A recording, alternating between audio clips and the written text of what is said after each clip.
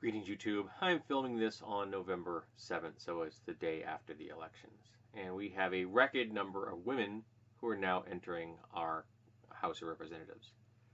We have a record number of women of color. We have black women coming from areas that have never had black female representatives. We have Latina women coming from places that have never had Latina women represent them.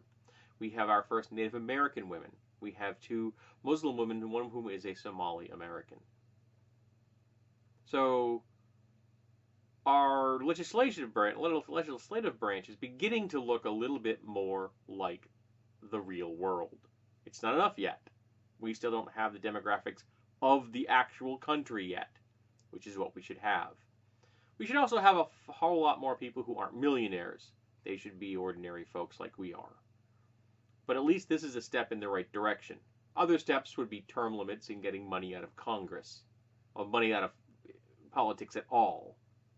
So all my funds would go to a pool, and then we'd have some algorithm figure out how much money is apportioned to each election race. And that's what you've got, and nothing else. Make it work or go home. I would also I would put limits on when you can start campaigning for a position. So, like, you cannot campaign before 6 months before the election. Wouldn't that be nice? So that people are not beginning their re-election process the day they start their new job. Yeah.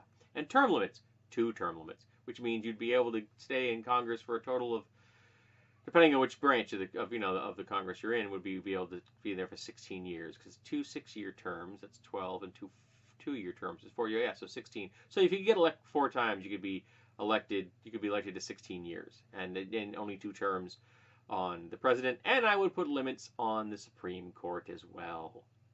No more lifelong commitments.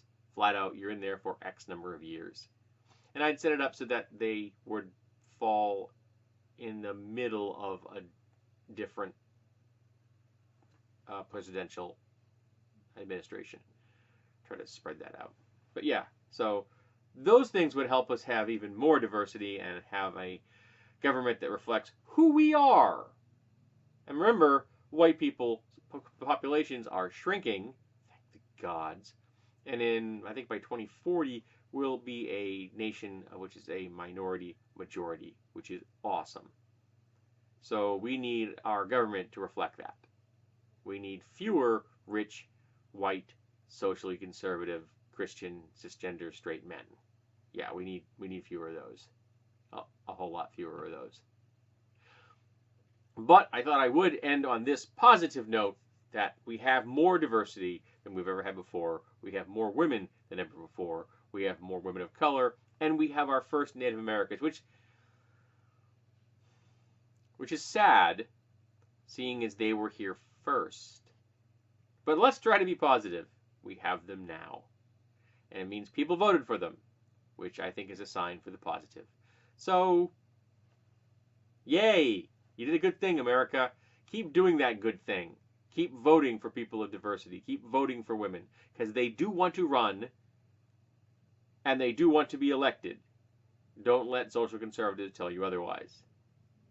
So, let's do that thing and help our government to be a better reflection of you and I in the real world in our lives every day.